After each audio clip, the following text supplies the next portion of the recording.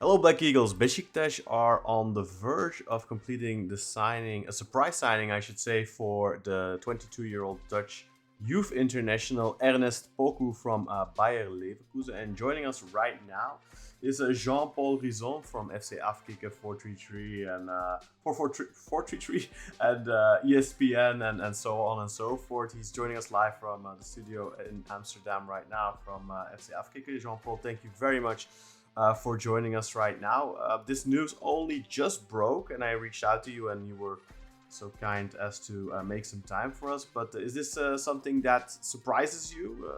Are you taken aback by this breaking news story that Poku might be on his way to Beşiktaş?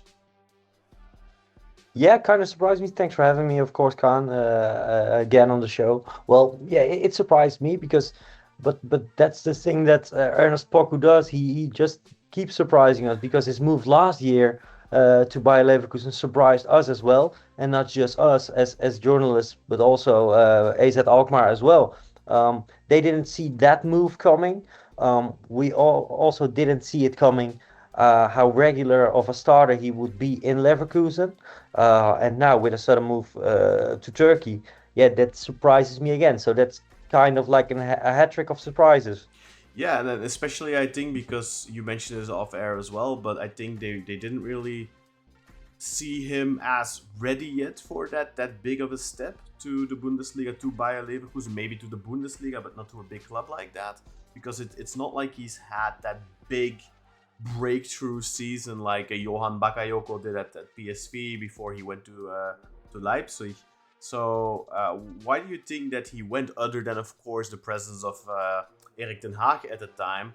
But of course, that didn't last very long, and he still managed to rack up well over 1,400 minutes, 29 appearances, 5 goals, 5 assists. So he must have done something right there. So why do you think Bayer Leverkusen are already looking to move him on just a season into his stay in Germany?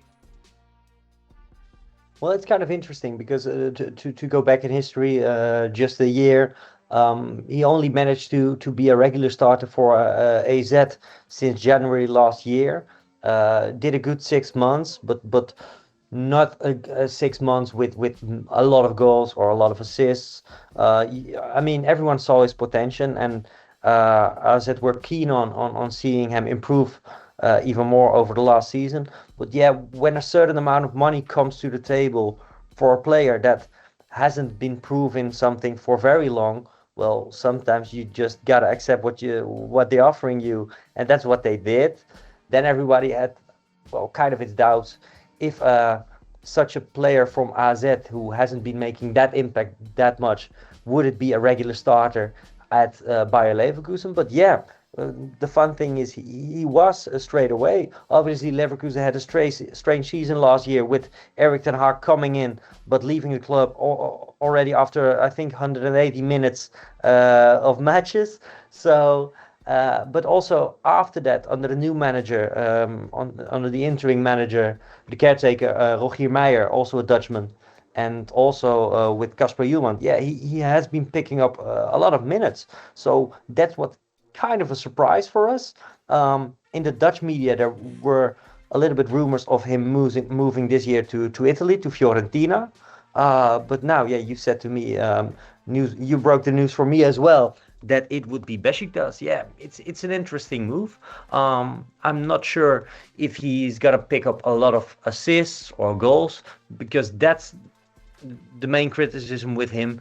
He hasn't been doing that in AZ and nor at Leverkusen. Yeah, and of course at Young AZ, I believe they play in the Keukendivisie, in the second division, I think. He Yep. did have really good numbers there. I think 11 goals and 14 appearances 2 seasons ago before moving to the first team.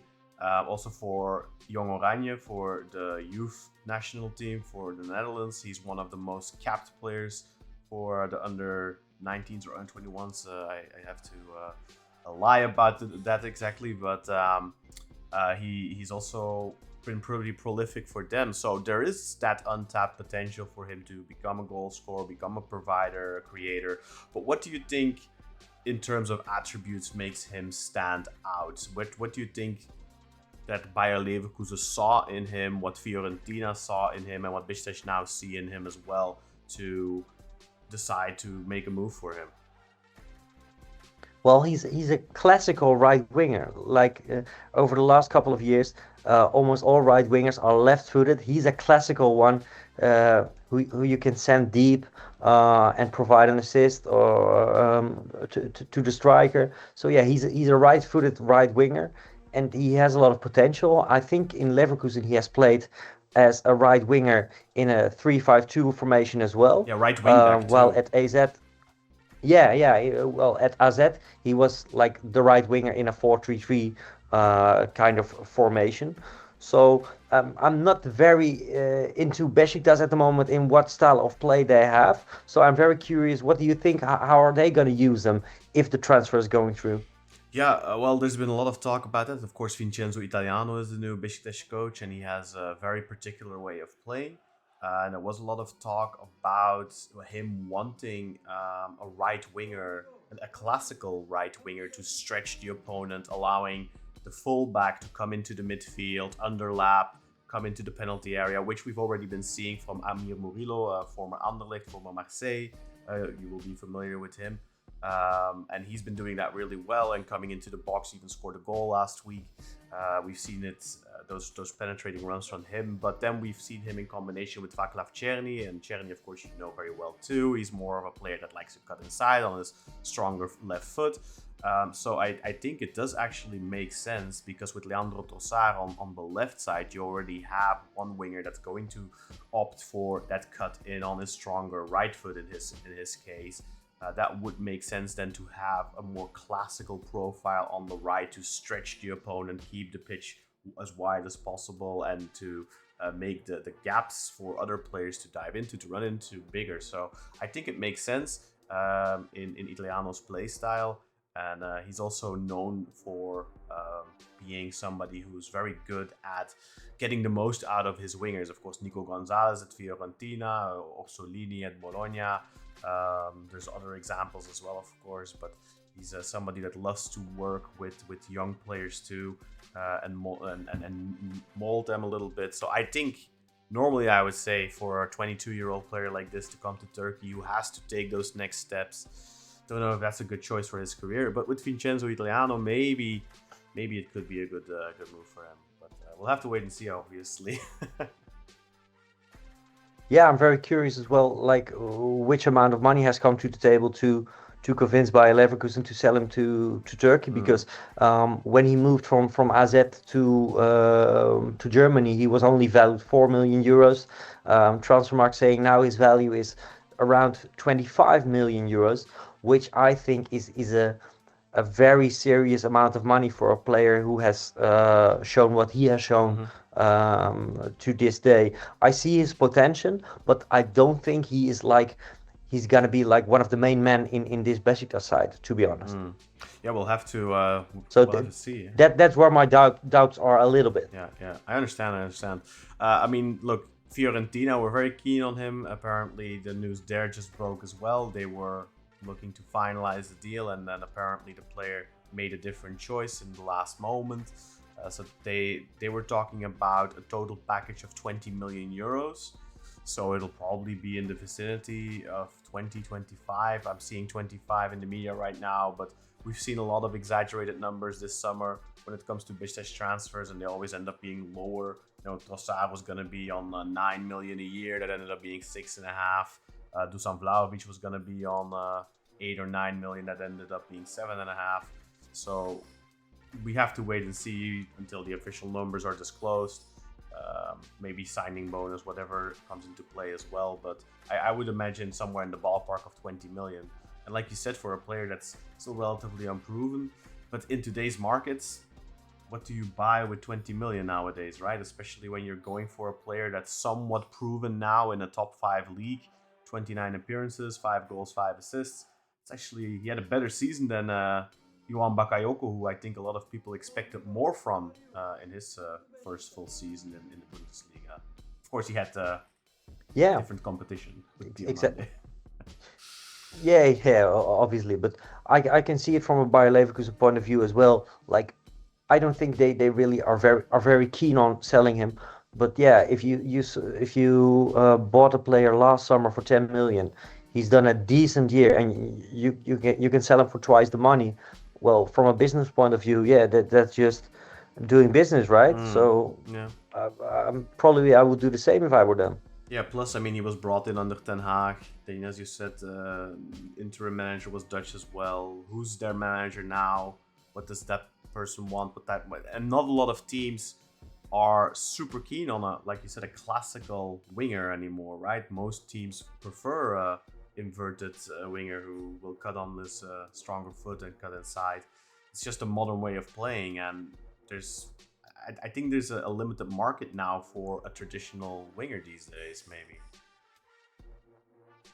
Yeah, maybe there is. Maybe there is, because he's slightly different to what we're used of in modern football right now. Well, he kind of bursted onto the scene in Leverkusen, and there were talks as well, should Ronald Koeman, our then national team manager, should he bringing him also because he's Dutch Ghanaian, so there's always the possibility of him choosing Ghana over Oranje instead. Yeah. But yeah, as the season improved, those sounds of him being brought in, they deafened a little bit out. So yeah, I think, well, if he can come to Beşiktaş and he will be a main starter, it's interesting from him, of course, because Beşiktaş is even more a contender from the top, like they really belong there, and Leverkusen, they have been after the title, they have been a little bit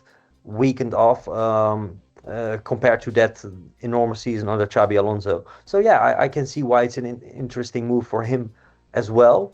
But yeah, I think for all the parties involved, all the surroundings have to be right, and all the numbers have to be right as well. Yeah. Maybe final question, Jean-Paul. If you were to liken him with maybe a Dutch footballer from the past, what do you think stylistically he resembles to? It doesn't have to be a Dutch footballer, but you can choose anyone really. But oh, it's a tough one, man. Ooh, really did, yeah, like a classical right winger. Well, I have to dig in my mind, because you don't see those kind of players that much anymore. Oh, well, that's a tough one. I have to pass on that one. I'm afraid. Well, a classical number 7, I would say. Okay. Well, thank you, Jean-Paul, for your time. I much appreciate it. We'll have to see how it develops. Obviously, it's not done until it's done. But Fabrizio Romano has already tweeted at Jean-Paul, so it must be true, right? It is. When the Here We Go is out, we all know what's gonna happen, right? Yeah, most of the time. There's been a couple of most of the time. Yeah. He's missed a few, but yeah, for sure. Thank you, Jean-Paul, for joining us today to talk about Ernest Poku, who's on his way to Beşiktaş from Bayer Leverkusen. And thank you, of course, for watching. Don't forget to like, comment, and subscribe. And Jean-Paul, maybe see you again soon. Thanks for having me, man.